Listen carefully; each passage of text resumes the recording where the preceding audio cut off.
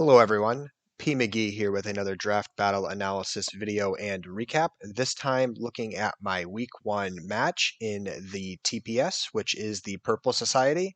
I recently covered my draft for this league, just kind of breaking down why I drafted the pieces I did and just giving some general context as to the strategy I am trying to assemble with the squad I have. And so we're going to take a further dive into this league, really break down my matches as the season goes along, see if some of the pieces I drafted are able to execute the plans I was envisioning for them. So we're going to take our first look at our matchup against the Montreal Mawwiles, which is coached by Achim, Achim. I'm probably mispronouncing that.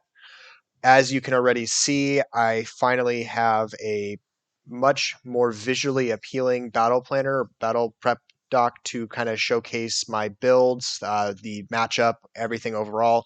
Much less sloppy. It is not yet optimized. I still have a lot of work to do to make sure it looks as appealing as possible, but I do want to give a special thank you to Ren for giving me the images to work with and kind of getting me started because I was not capable of doing this on my own. So big thank you to them for putting this together for me so that I finally had something to work with. So I will try to do them proud and make this look as appealing and interesting as possible, but there is still some work to be done on my end to optimize it. But I needed to get a start with this league so I didn't fall too many games behind because this takes much more assembly time to prep than my previous battle videos because there's a lot more images and things like that to upload. So please do bear with me on that. So we're going to dive into this matchup now. I've already gone over my team before. Mew, really great, really versatile mon. I was really angling to draft a team that enabled it to be as versatile as possible. Corviknight helps with defense and defog. Galarian Darmanitan helps with offense and breaking power. Infernape gives me a good mixed attacker. Rotom Mo offers me additional defog as well as pivot. Nidoqueen is a good mixed breaker, which is fun to have. Same thing with the Altaria. Umbreon and Pyukumuku are really, really great walls. Chinchino offers me a necessary speed tier because I'm not that fast. And then Swirlix offers me the potential of webs if the situation ever emerges. I will try to remember to enclose the video link if you really want to get a more complex breakdown of why I drafted those pieces, but that's just the 15-second summary of what they're trying to do. So looking at Occam's team, they have the Landorus Therian, really good Scarf user, really good pivoter, really good stealth rocker, really good sweeper with a double dance potential. Charizard X with, again, really good Dragon Dance potential, really good sweep potential. Clashes a little bit with Landorus, so I think that might be a struggle for them to differentiate their roles week to week. And I'm going to try to take advantage of that in week 1. Ferrothorn, just a really good defensive piece, good at setting hazards, good at knocking off or throwing out T-Waves or clicking Leech Seed, so a really tough mon to break through. Primarina is a really nice special breaker, has pivoting potential, can do some subset upsets, things I have to be watching out for. Specifically the subset, that's something that really has my eye going into prep, although a spec set would be equally concerning. The Galarian Wheezing, not too worried about it. Decent defogger, can be a nuisance with some toxic spam if I'm not careful. Can set T-Spikes, although I'm not too worried about that. Bisharp, not overly scared of this mon, just because it has a hard time breaking through Pyukumuku and Corviknight unless it starts getting into Swords Dance sets, which I can navigate fine enough with Pyukumuku. But it is something that could be a slight concern if left unchecked for too long. Buzzwole, not overly scared of it. A banded set or a Stolly toxic set could be some trouble, but it has an issue breaking through Corviknight, breaking through Pyukumuku, breaking through Mega Altaria. So I'm not too worried about its wall breaking power. But if a couple of pieces go down early, it's a real concern. The Alolan Raichu is actually somewhat of a nuisance as a speed tier and potentially a nasty plot sweeper. It is going to influence how I play my speed tiers in this match because I need to make sure I don't get swept by a Raichu clicking nasty plot. Meloetta, not super concerning. Special spec set could be of some nuisance, but the what is it? The fighting form isn't any major concern. It has the same issues that Charizard and Landorus have, where it doesn't really break through Pyukumuku that well, and maybe if it's okay with Pyukumuku, it's going to struggle to deal with the Corviknight. So it's just not well suited to be a huge nuisance in this matchup. And then finally, some really low tier mons that I'm not giving too much notice. Sableye has one specific reason it might be a nuisance to me, which we'll get to in just a second. Otherwise, do not care about that mon.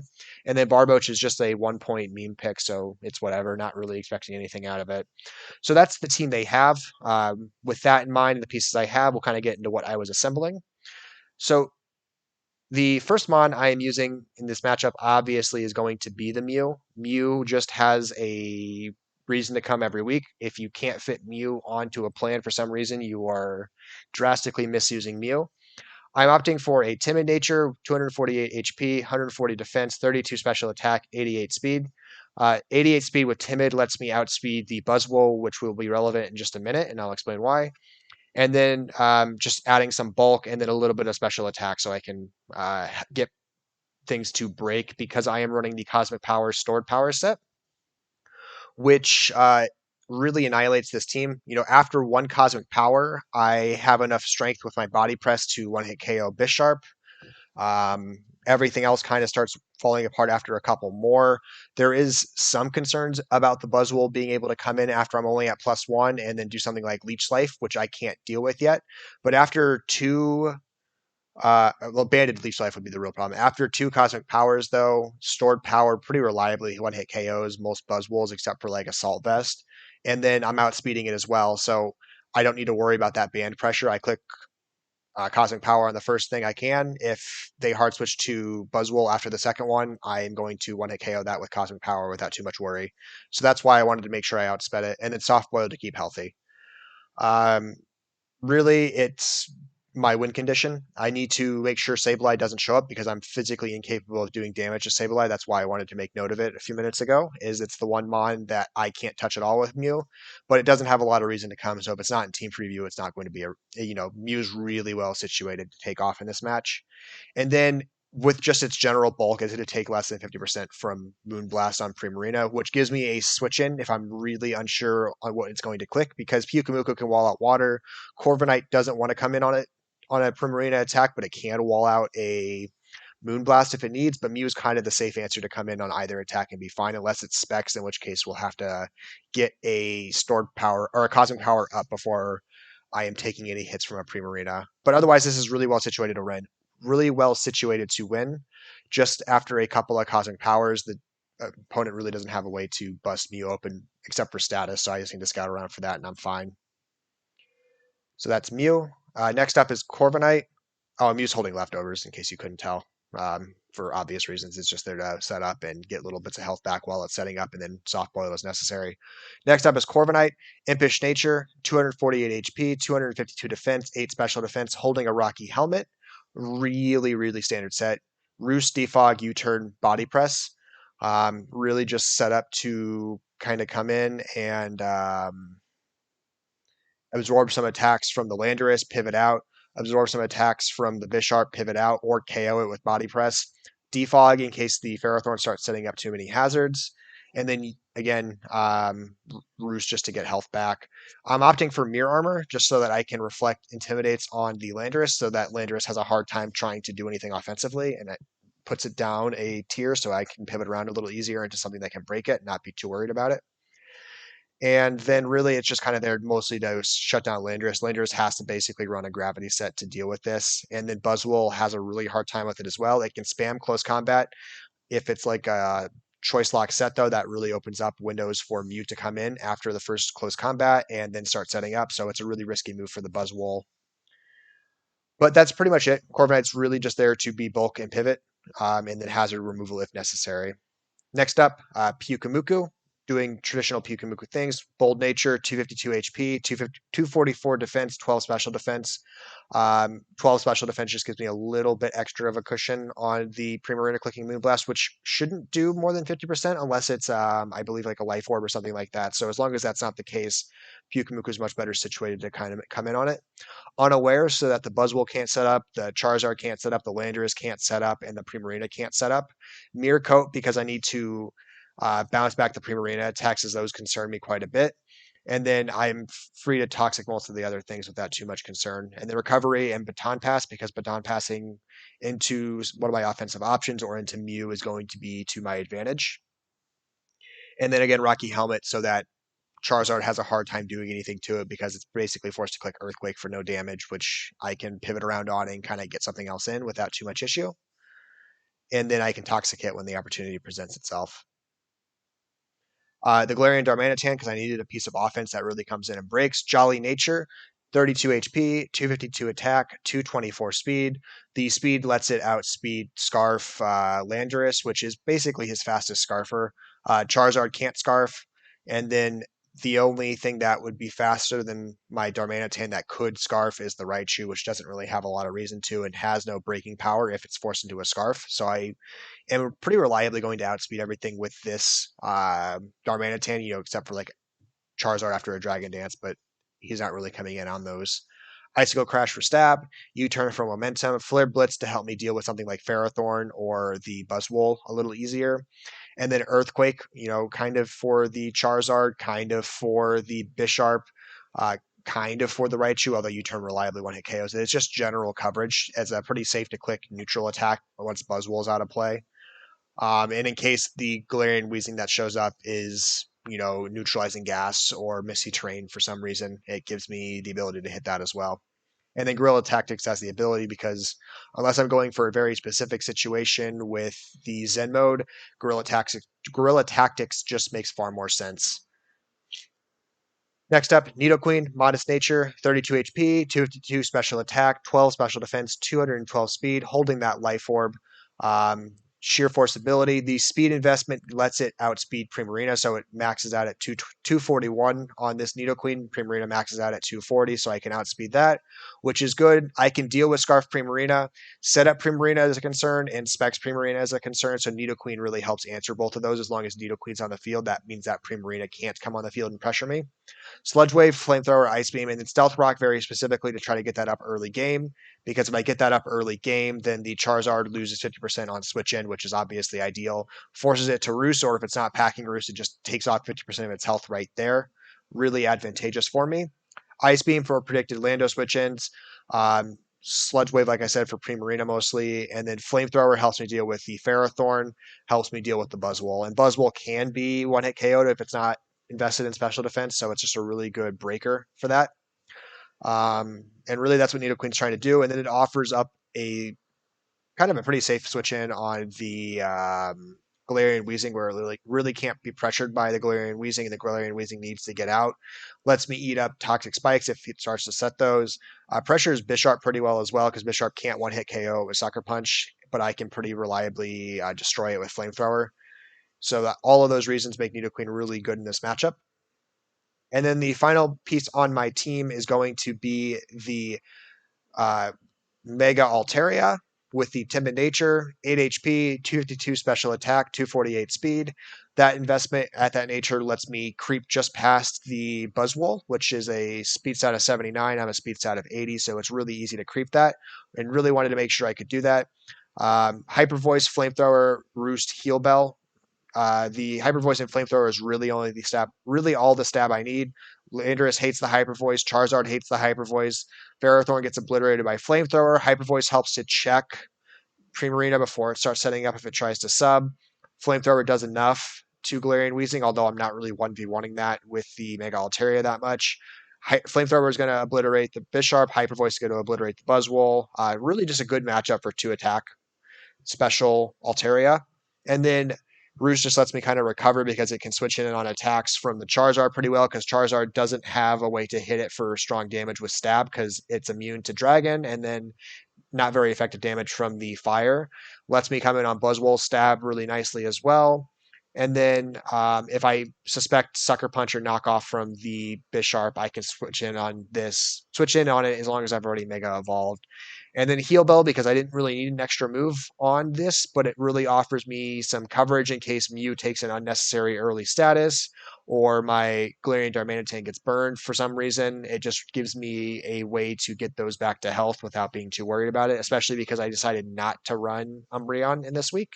And it's good to have a Cleric if you can fit it in. So it's serving as a Cleric role in case it's necessary. And then it really just kind of breaks things if it gets the window to do it. So that's the team. That's what I am going for in this first match. We are going to change it up to the match itself. 1 second.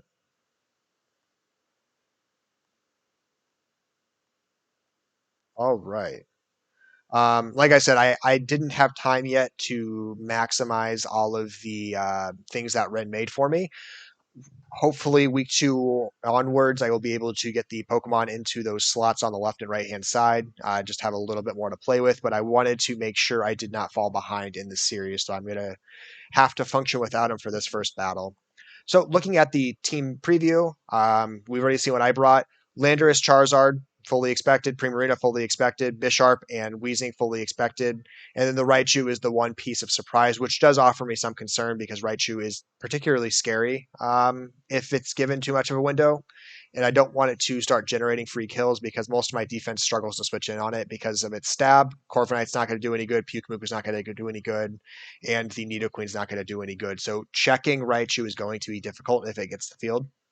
But otherwise, what I expected. No Sableye means my Mew is free to set up at any time. I just got to get the right window for it, and then I can kind of take off. So we'll get into the match. I'm going to start it on slow for now. Well, I'll go to normal. I lead Nidoqueen because I want to get Stealth Rocks up on turn one. I think that's to my advantage to punish the Charizard. I don't expect the Bisharp to stay in on Nidoqueen because it gets one hit KO'd by Earth Power, so I don't expect this to be something that sits in. I feel it's a free Stealth Rock opportunity, but he decides to stay in, which does catch me by surprise, unexpected. I'm going to hard switch to Corviknight on the expected Sucker Punch. I am right on that. I know I'm going to force him out this time, so I can pretty freely click U-turn for momentum. Come in with the Mew. Mew has a pretty good window to set up in front of the Primarina because Primarina does not 1v1 it that well. I'm going to go for Cosmic Power, and I feel like I'm in a pretty good window to Body Press. Unfortunately, this is going to be Choppleberry, but for some reason, he goes for a taunt rather than a knockoff, which is surprising. I guess he was expecting I did not have Body Press as that coverage move for him, but it plays out in my favor because I'm able to take out the Choppleberry, really put Bisharp in an uncomfortable spot. I'm going to hard switch out on the expected Sucker Punch, but he also hard switches. Then I could again U-turn here because I'm expecting Primarina to sub because I confirmed earlier when Primarina first came in, Primarina had leftovers, which really hints at sub play, which is the set I am most concerned about. So when I U-turn here, I did spend a lot of time considering what to bring in. Altaria could do a lot of damage, but couldn't one-hit KO. And it wouldn't break the sub because it's a sound move and it goes through. So I didn't want to lose Altaria and still have to deal with Primarina behind a sub. Same issue with the Nidoqueen where it doesn't really want to take the damage. So I'm going to come straight in with my Mew. Mew is going to start Cosmic Powering here because I'm in the right position to do so. And the nice thing here is, so we get into basically a setup standoff. But the nice thing about my Mew is that my Mew has Body Press. So it doesn't really care about the Primarina setting up the Calm Minds because as long as I get enough boosts in with the Cosmic Power to make Body Press pretty strong and reliably break the substitute, then Primarina can't 1v1 me in the way it needs to 1v1 me, barring crits. We're assuming crits don't come into play. But it puts me in a really good advantage to deal with this. So I'm going to keep Cosmic Powering. They are going to Moonblast, see the damage output isn't there. I'm going to lose some special attack, which is unfortunate for my stored power damage, but it's still free windows to pretty much click Cosmic Power. Scald is annoying here. It could actually be troublesome because I don't want that burn status because it would impact my body press power. I am getting kind of weak on the special attack front after the special attack drop. So there is a situation here where I get burnt and it's cumbersome. It's not the end of the world because if I get burnt, then Synchronize also burns the Primarina, which means Primarina has a hard time playing the sub battle and eventually I push through it. It just slows the game down considerably. But no burn, and then they're going to walk away from it, which they kind of have to do, but it's also a really bad situation that they're doing because now I'm going to get another Cosmic Power in. I have stored power unless this is Psychic Berry Wheezing. I think the Payapa Berry, it's in trouble. It's not. Stored power is just going to obliterate that. And now I'm basically fully set up with this Mew where they don't have a way to deal with it. Sucker Punch from this is going to be pretty negligible at the +3 defense, basically fishing for a crit. Easy KO, obviously, with Body Press. And so Mew is kind of just taking off. Landorus comes in. If it's a toxic Landorus, there might be something, but it's not. It's just a knockoff Landorus, which is unfortunate for them. Because what they need at this point is toxic to try to force Mew to die before their whole team gets swept. And they regrettably don't have that. Easy soft boiled here. Thunderbolt, negligible damage. Life Orb means they're just eating damage themselves. Body Press really easily KOs it because Raichu has no bulk. Charizard loses that 50% on entry. Tries to Fire Punch, again, negligible damage. Stored Power comes in, eviscerates the Charizard. And then they're just left with the Landorus, who doesn't really have any way to deal with this. So Mew in just 19, or I guess Primarina still arrived as well. Sorry about that. Primarina doesn't have any way to deal with this either. Really easy stored power clicking. I think I body pressed for fun. It doesn't really matter. And then the Landorus comes back in. And so in 21 turns, setup Mew is able to prove why it's a real danger to teams. Normally, Cosmic Power sets by most other Mons can be checked by Dark types, but Mew doesn't care. Mew has Body Press access thanks to its move pool. And Body Press with Cosmic Power is pretty busted because you're not only making yourself harder to kill, but you're also strengthening the Body Press, you're strengthening the stored power, so it has a really easy time kind of just taking off, which was, highlighted in this first match. I expected more of my pieces to come into play here. I wasn't expecting Mew to have that window so early in the match, but I was forced to bring it in on that Primarina because as soon as Primarina subbed, this was my best answer to sub Primarina, and I needed to play into that. If it had been weaker at that point, if Primarina had been weaker, I could have come in with Altaria and clicked Hyper Voice to try to KO it behind the sub, but it wasn't at that stage, and I didn't know its level of bulk, so I didn't want to risk anything. And then by the time they backed off of the sub Primarina, it was just too late in the game, and Mew was able to kind of take over and take control. So really happy with that week one. I really wanted to get more out of the Galarian Darmanitan hand and the Mega Altaria. Mew is good. We know Mew is good. There's a reason Mew costs 18 or 19 points. It's always the most expensive tier in whatever league it's in.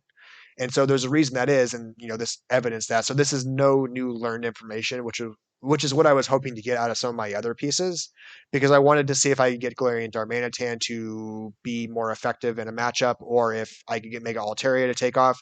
They didn't get the opportunity in this battle. Hopefully we can find some windows for them in the coming weeks.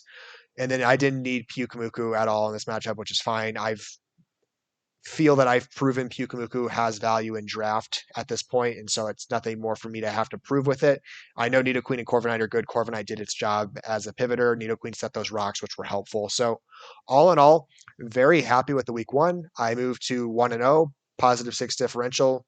Honestly, the most optimal week one outcome you could possibly have. I just want to make sure I lean into some of my other pieces as the weeks go along so my gameplay doesn't look too dependent on Mew, even if Mew is obviously always going to be a really good Pokemon. So stay tuned for more in this video series. I will do more work to incorporate the work that Ren has done into my prep so that all of it gets highlighted. My hope is that week two onwards, I will have the 6 Pokemon on the sides, but I just didn't have time for this one, and I wanted to get something moving along so that we had some content. Uh, Thank you all for tuning in. Stay tuned for more.